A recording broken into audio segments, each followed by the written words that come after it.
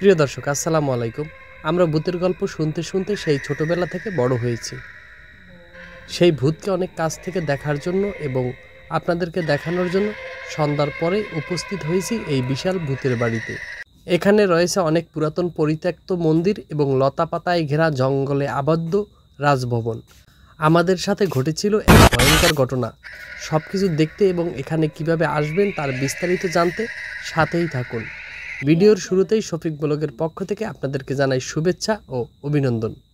ছোট বড় অনেকেই তো আমরা ভূতের গল্প শুনেছি। কথিত সেই ভূতের সন্ধানে আজ বিকেলবেলা আমি আর নাইম ভাই বেরিয়ে পড়লাম।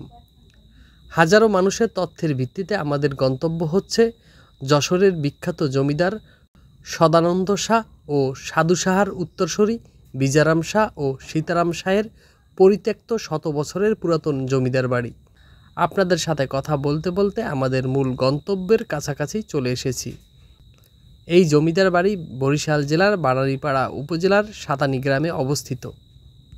জমিদার বাড়ির প্রবেশদ্বারেই মাথা উঁচু করে দাঁড়িয়ে আছে শত শত বছরের সেই পুরাতন দালানগুলি। এখানে প্রতিটি দালানে রয়েছে রাজাদের হাজারো ইতিহাস। এখানকার অধিকাংশ ভবনগুলি ধ্বংসস্তূপে পরিণত হয়েছে। কালের সাক্ষী হয়ে দাঁড়িয়ে আছে অল্প কিছু ভবন।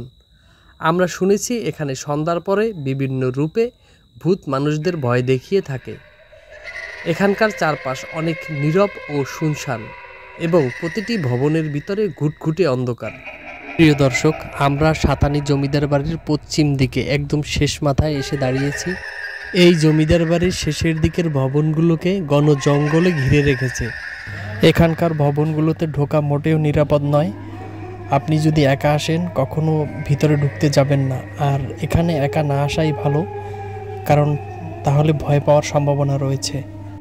আমরা এখানে এসেই বড় একটি সাপ দেখতে পেয়েছিলাম, কিন্তু তখন ক্যামেরা অন ছিল না, তাই দেখাতে পারলাম না। আর এখানে লাইট ছাড়া কখনোই আসবেন না, আর সাথে হয়তোবা 2-3 জন সাথে নিয়ে আসবেন। তো আমরা দেখছেন লাইট নিয়েই ঘোরাফেরা করতেছি। আর এখানকার ভবনগুলোতে অধিকাংশ ভবনগুলোতে বড় বড় বট গাছের লতা পাতায় ঘিরে রেখেছে, তো সাবধান তো আসার ক্ষেত্রে এখানে।